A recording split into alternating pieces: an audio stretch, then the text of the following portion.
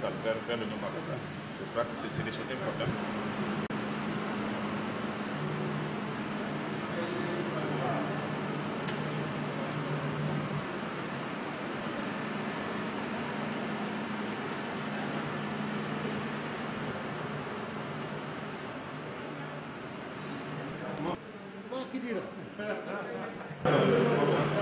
Parce que ce que vous trouvez ici, en même temps, vous n'allez trouver ça nulle part ailleurs.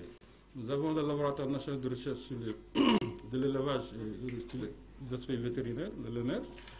Nous avons le centre de recherche océanographique de Dakar donc, qui travaille avec le ministère des Pêches qui est là en face.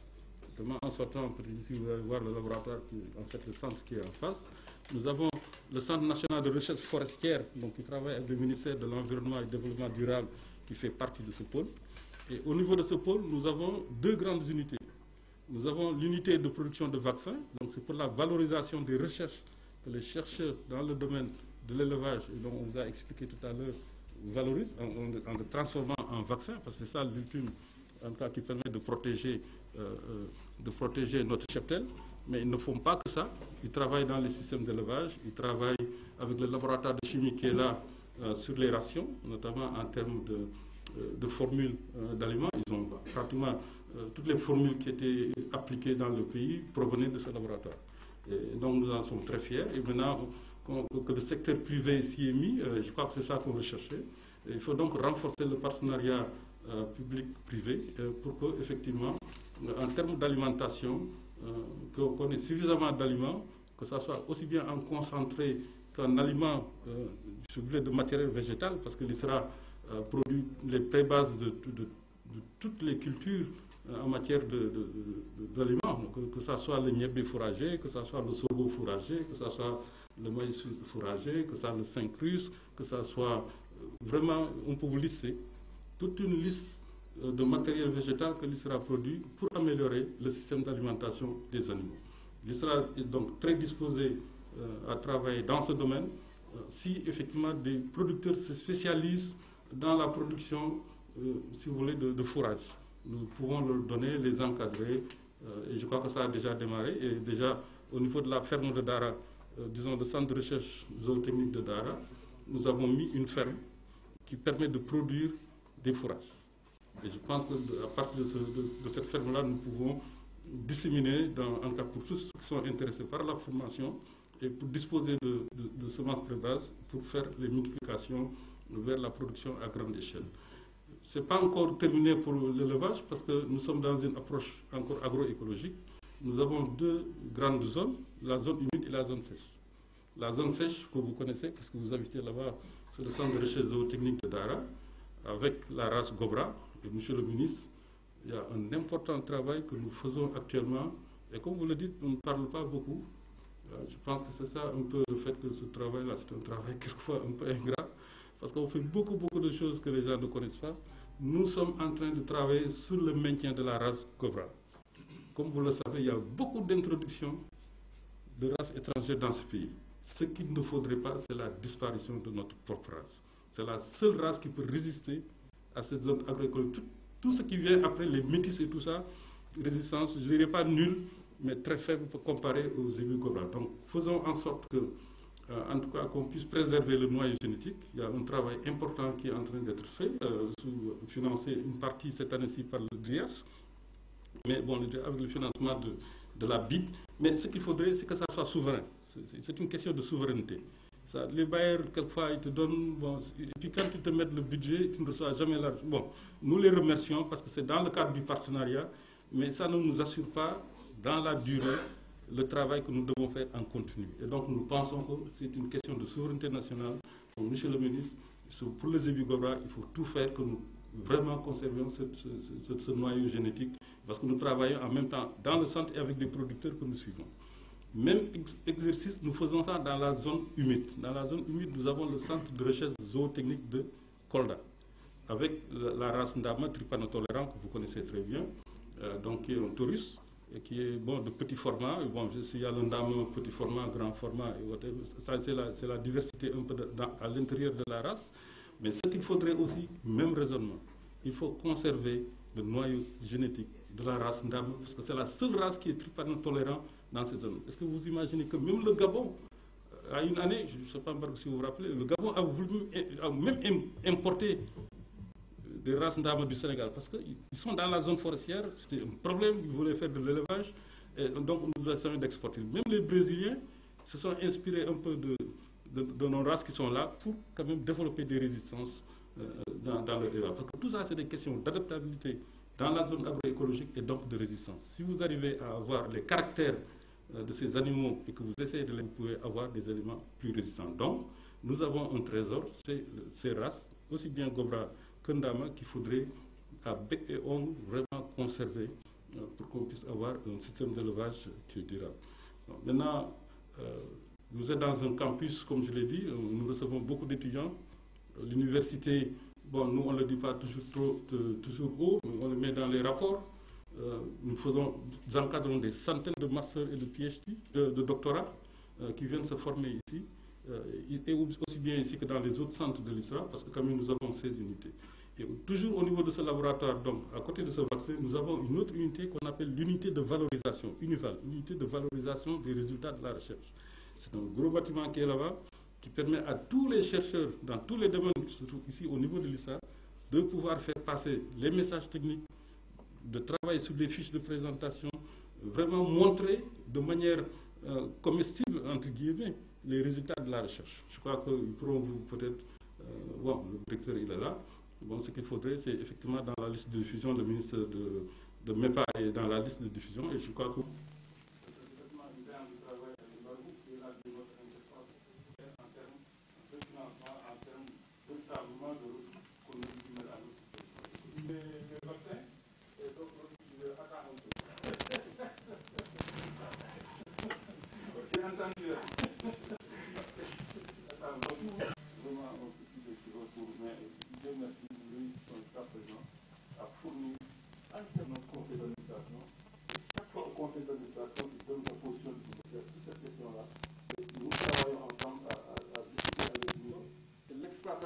Les gens sont déjà agriculteurs avant d'être éleveurs et ils sont agro-éleveurs. Donc c'est très important qu'on appelle le bas, c'est le niveau de la lutte contre l'économie, qui nous permet de manière transversale dans ces différents secteurs, comme je dis, développement durable. Donc le bas, par anti-exploitation pour faire les cibles de manière prioritaire sur les activités de recherche que nous voulons à niveau des zones. Je m'excuse d'être long, mais en tout cas, on va faire le fait que je félicite. Il a été nommé directeur général de l'ISRA. Vous avez le privilège d'avoir le sortant et l'entrant à la même table autour du ministre de l'Élevage. Et ça, je vous le recommande, parce que Mouatalo comme moi, nous ne connaissons pas d'autres structures de l'ISRA. Ça fait 36 ans que je ne suis jamais sorti de l'ISRA. Vous avez parlé de Jacques Fay, c'est Jacques Fay qui est Guinée-Bissau, parce qu'ils ont des suspects, ils suspectent des maladies chez eux. Il ne faut pas oublier que les maladies n'ont pas de frontières. Si ça se... De vous adresser tout d'abord mes vives félicitations, ainsi que celles de tout le personnel de l'ISRA, pour la confiance de son Excellence, Monsieur le Président de la République, en vous nommant à la tête du ministère de l'Élevage et des productions animales. Je prie Dieu, le Tout-Puissant, Allah, afin que vous puissiez réussir votre mission au bénéfice de toute la nation, au bénéfice du secteur de la chaîne des valeurs et des produits de l'élevage. Je n'ai aucun doute, Monsieur le ministre, au regard de la qualité de votre équipe. Je vous nomme ici le professeur Sakho, le professeur Abdoulaye Dieng, le docteur Mbargolo, qui vous représente dignement dans les instances du conseil d'administration d'ISRA. À ces représentants, j'ajouterai le docteur Sakho, votre secrétaire général, monsieur le professeur, monsieur le docteur Mbargolo, directeur national de l'élevage, madame la directeur national de l'élevage, monsieur Damso, madame Cheikh Fat qui vous entoure. Je suis assuré, monsieur le ministre, que votre noble mission sera dignement accomplie. Monsieur le ministre, c'est un plaisir pour moi de vous recevoir dans ce temple de savoir. Votre visite témoigne l'intérêt et l'importance que vous accordez à la recherche. Dans le domaine de la recherche,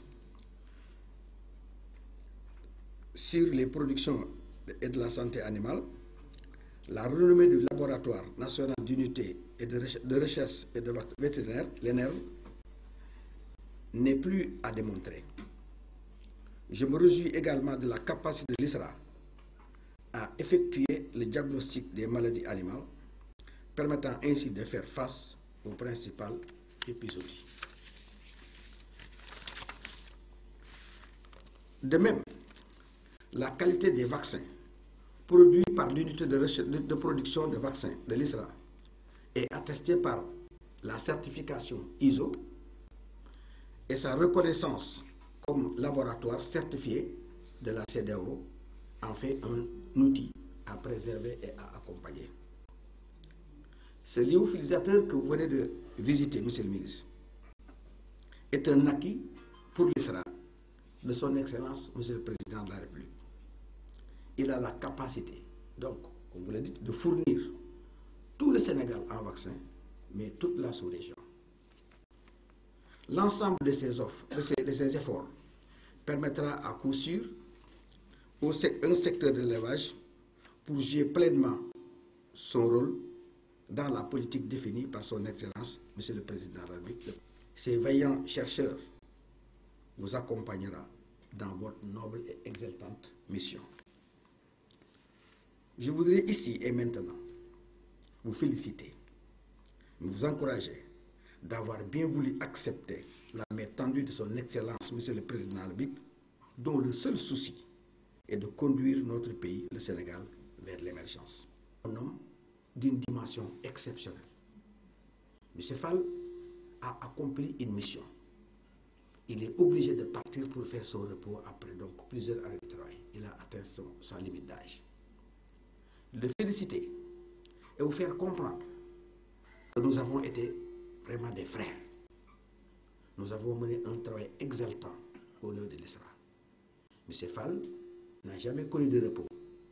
M. Fall est un homme d'une grande importance, un homme de valeur, un homme valeureux. Je vous félicite, vous souhaite de passer le reste de votre temps auprès de votre famille, mais également au profit du Sénégal, parce que vous n'arrêtez pas. Mais j'ajouterai que je voudrais que la vie de M. Fall soit encore davantage allongée. À M. Mortala, le rentrant, comme il l'a dit, l'unité que vous venez de visiter tout à l'heure, il a fait que cette unité soit certifiée. Il l'a mis dans une valeur inégalable. M. Mortala, un pur produit de l'ISRA. Cela veut dire donc qu'aujourd'hui, je peux dire que si un lion sort, un tigre entre. Les valeurs sont encore à louer. Je voudrais profiter de cette belle occasion pour les rendre un hommage vibrant. Quant à vous, Monsieur le ministre, j'aimerais bien à vous dire dalal ak jàmm ñëw nga sa kër fi nga bokk nous attendons beaucoup de vous ñu ngi xaar ci yow lu bëree bëree ISRA soxla na ko comme on vient de le dire nous voulons avancer et nous voulons que le Sénégal soit une vitrine comme l'a fait le président Macky Sall. J'ai souvent l'habitude de dire que ISRA est devenu aujourd'hui une véritable vitrine de recherche grâce aux efforts du président de la République. Je voudrais donc vous dire merci. Les chefs de service, mesdames, messieurs, c'est un réel plaisir pour moi de consacrer ma visite de prise de contact à l'unité de production de vaccins de l'Institut sénégalais de recherche agricole. À cette occasion, je voudrais, au nom de son Excellence, Monsieur le Président Macky Sall, Président de la République, témoigner toute ma gratitude à l'ISRA pour son rôle majeur dans le développement économique et social de notre pays, notamment l'accompagnement du ministère de l'Élevage et des Productions animales dans les domaines de la surveillance, de la prévention et du contrôle des maladies animales. En effet, depuis plus de 4 décennies, l'ISRA produit des gammes de vaccins qui ont fait leur preuve d'efficacité à travers les résultats de campagne nationale de vaccination du cheptel. À titre d'illustration, je citerai simplement votre contribution remarquable pour l'éradication de la peste bovine qui décimait le bétail en 2005. Mesdames, Messieurs, vous conviendrez avec moi que la visite de l'unité de production de vaccins revêt pour moi une importance capitale.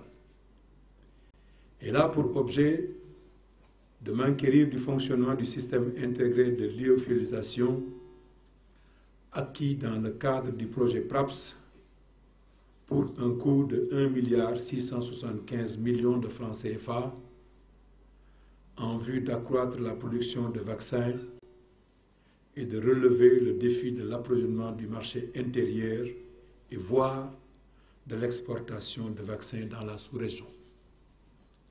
Au demeurant, je salue vos efforts de modernisation de votre outil de production qui ont été couronnés par l'obtention de la certification ISO 2001 qui répond à une démarche de qualité.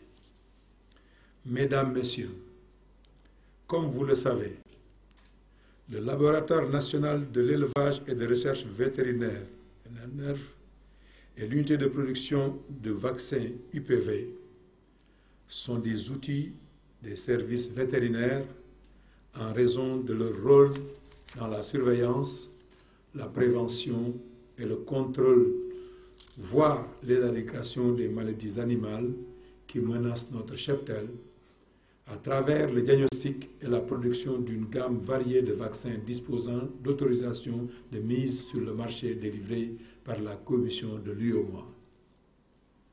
C'est ainsi que depuis 2016, une convention lie le ministère de l'Élevage et des Productions Animales à l'ISRA pour la fourniture de vaccins utilisés dans les campagnes nationales de vaccination du cheptel et le diagnostic des maladies animales. Dans le cadre de la mise en œuvre de cette convention, vous l'avez souligné tout à l'heure lors de la visite, il y a eu quelques dysfonctionnements qui ont été notés. À ce sujet, je voudrais vous assurer ici et maintenant de mon engagement à régulariser la situation. À cet effet, j'ai déjà saisi le ministère des Finances et du Budget pour des corrections idoines soient apportées afin de maintenir la convention qui permet d'anticiper sur l'enlèvement des vaccins. Mesdames, Messieurs, avant de conclure, peut-être dire simplement que je suis des vôtres. Je suis un chercheur simplement dans un autre domaine, celui de l'économie. Mais comprenez que je suis au cœur de vos préoccupations. J'ai fréquenté l'ISRA, jeune que j'étais, vers les zones 64-65 au CRZ de Dara. Je parcourais les sentiers entre le village. J'allais contempler les travaux du docteur Fayol, du docteur Denis, Jean-Pierre Denis. Donc, comprenez que c'est quelqu'un des vôtres qui est devant vous qui compte faire œuvre utile avec vous dans un domaine que je respecte beaucoup. J'ai fréquenté ce site pour des recherches au niveau justement du BAM avec mon ami Jacques Faye. Donc j'étais ici, mais j'ai pu apprécier l'évolution, les résultats, en tout cas tout ce qui a été fait depuis cette époque-là. Je suis même perdu, parce qu'en fait l'ISRA a grandi et bien grandi. Je voudrais à nouveau vous témoigner toute ma gratitude pour l'appui considérable apporté aux services vétérinaires nationaux et régionaux dans la prévention et le contrôle des maladies animales, y compris les zoonoses. Je vous encourage à persévérer dans cette voie pour la protection de la santé animale, de la santé publique et de la santé environnementale dans le cadre de l'approche Une seule santé. Je vous remercie de votre aimable attention. Merci beaucoup. Merci, monsieur. Bon, comme je vous l'avais dit, bon, c'était l'avant-dernière séquence. Maintenant, on passe à la dernière séquence qui fait plaisir à beaucoup de personnes. 1625 mètres carrés. For objective to during the off-season, dry season, and araseed production. It was our interview. How many days? 3 months. 3 months? Every side.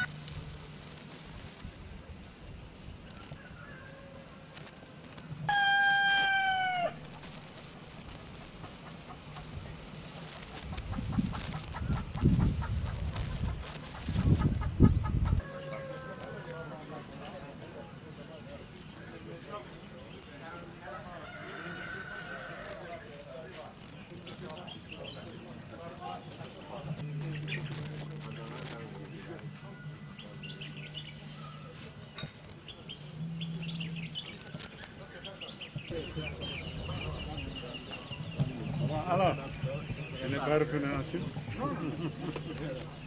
Ah, c'était bien, hein, le voyage.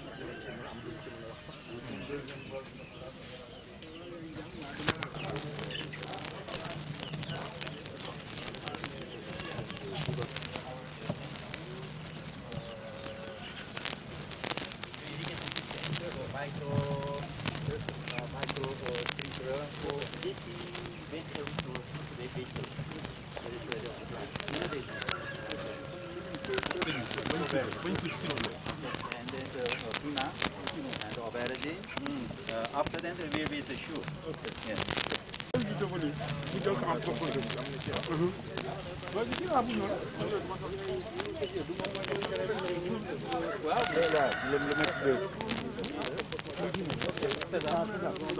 Vraiment, s'il vous plaît. Tout à fait. Tout à fait. Tout est intégré là. Voilà, tout à fait.